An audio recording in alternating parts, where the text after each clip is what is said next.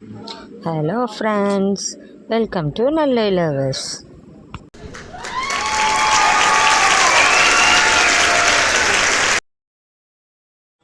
Friends, இந்த வீடியோவில் நம்ம இப்போ என்ன பார்க்க போகிறோம் அப்படின்னு சொன்னால், பொதுவாக நம்ம எல்லாத்துக்கும் என்னது ஒரு பழக்கம் உண்டு. நிறைய பேர் வீட்டில் என்ன பண்ணுவாங்கன்னா, பூஜை அறையில் வந்து சில்லறை காசை வந்து வச்சு வழிபட்டுட்டு வருவாங்க. அப்போது அந்த மாதிரி வைக்கிற அந்த காயினை வந்து ஒழுங்காக மெயின்டைன் பண்ண மாட்டாங்க. அதுக்குன்னு ஒரு சில வழிமுறைகள் இருக்குது. அதை எப்படி பராமரிக்கணும், என்ன பண்ணணும், என்றைக்கு அதை மாற்றணும் அப்படிங்கிறது. நிறைய பேர் அந்த இதை பண்ணாமல் அது வந்து அப்படியே தூசி படிஞ்சு அப்படியே அந்த பவுலில் அப்படியே அந்த மாதிரியே வச்சுருவாங்க. அந்த மாதிரி செஞ்சிங்கன்னா நம்ம வீட்டில் வந்து கஷ்டங்கள் தான் வரும். அந்த இதை காசை வந்து நம்ம 3 மாதத்துக்கு ஒருக்கா கண்டிப்பாக மாற்றியே ஆகணும். அந்த மாதிரி செஞ்சால் தான் நம்ம வீட்டில் செல்வம் வளம் பெருகும் அப்படிங்கிறது ஒரு நம்பிக்கை. சரியா?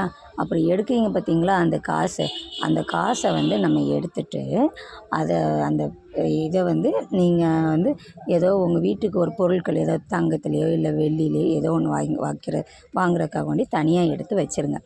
அந்த பொருள் வாங்கும்போது இந்த காசையும் கொடுத்து என்ன செஞ்சுருங்க, வாங்கிடுங்க. அதுக்கப்புறம் அந்த பவுலில் வேறு காசை போட்டு வைங்க. இதை வந்து 3 மாதத்துக்கு ஒருக்கா பண்ணணும். அதுக்கப்புறம் நம்ம அந்த இதில் வைக்கிறோம் பார்த்தீங்களா, அந்த காசு வந்து வீக்லி ஒன்ஸ், அதாவது வியாழக்கிழமை நம்ம பூஜை ஜாமான்லாம் சுத்தம் பண்ணுவோம் பாருங்கள். அந்த டைமில் இந்த காயினையும் எடுத்து லைட்டாக தண்ணியில் போட்டு கழுவிட்டு தொடச்சி காய வச்சு அதுக்கப்புறம் அந்த பவுலில் எடுத்து வைங்க.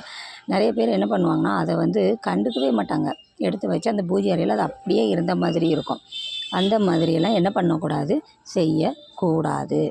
அதுக்கப்புறம் அந்த காயினை வந்து எக்காரணத்தை கொண்டும் நம்ம வந்து வேறு ஏதோ ஒரு செலவுக்கு வந்து எடுக்கக்கூடாது.